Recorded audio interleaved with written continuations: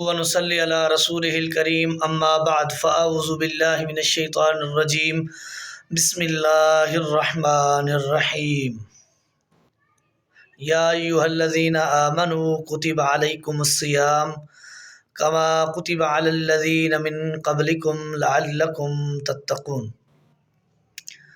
رمضان المبارک کا مہینہ چل رہا ہے اور آپ حضرات سامعین و سامعات اس بات سے بخوبی واقف ہیں کہ رمضان المبارک کے مہینے میں کچھ امور ایسے ہوتے ہیں کہ جن کے کرنے سے ہمارا روزہ فاسد ہو جاتا ہے، روزہ ٹوٹ جاتا ہے اور روزہ اس کا کفارہ دینا پڑتا ہے، اس کی قضا کرنی پڑتی ہے، یعنی وہ روزہ نہیں رہتا۔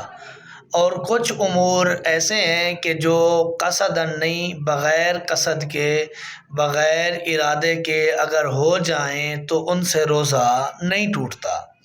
تو آج میں کیونکہ آپ کو بتاتا چلوں، میرا ایک اسکول بھی ہے بحمداللہ تعالی، تو وہاں کچھ اسٹوڈنٹ نے مجھ سے سوال کیا، وہ میرے قریب سے ہی ہیں، میرے گھر سے تھوڑا پہلے ان کا گھر ہے، تو انہوں نے وہ سوال کیے ہیں کہ ہمارے علاقے میں یہ بات معروف اور مشہور ہے کہ اگر روزے کی حالت میں سرما لگا لیں تو آپ لوگوں کا روزہ فاسد ہو جائے گا۔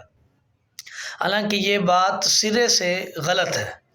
سرما لگانے سے روزہ نہیں ٹوٹتا، روزہ ان امور سے ٹوٹتا ہے جن سے ہمیں تقویت ملے، طاقت ملے، ہمارے جسمانی پاور اور ہماری جسمانی قوت انکریز ہو، بڑھ جائے، ہماری طاقت میں اضافہ ہو اور ہمیں بھوک کی کمی اور پیاس کی کمی محسوس ہو تو روزہ ٹوٹتا ہے۔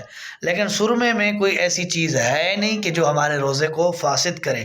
اسی طرح بچوں نے کہا کہ وہ کہتے ہیں کہ روزے کی حالت میں تیل نہیں لگانا، تو تیل جو سر پر لگایا جاتا ہے، بالوں کو لگایا جاتا ہے، یا مرد ہیں تو داڑھی کو لگائیں، تو روزے کی حالت میں کوئی حرج نہیں کہ وہ تیل لگائیں، مالش کریں، روزہ نہیں ٹوٹتا۔ روزہ ایسے فاسد نہیں ہوتا کہ تیل لگائیں اور روزہ فاسد ہو جائے۔ اور اسی طرح ایک اور سوال کیا کہ وہ کہہ رہے ہیں کہ اگر روزے کی حالت میں نہا لیا جائے تو روزہ ٹوٹ جاتا ہے۔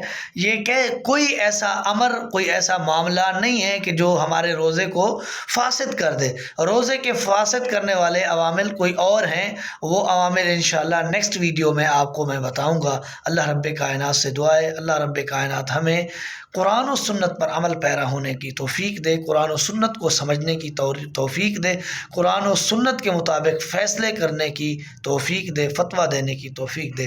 ھذا ما عندی واللہ اعلم بالصواب وما توفیقی الا باللہ۔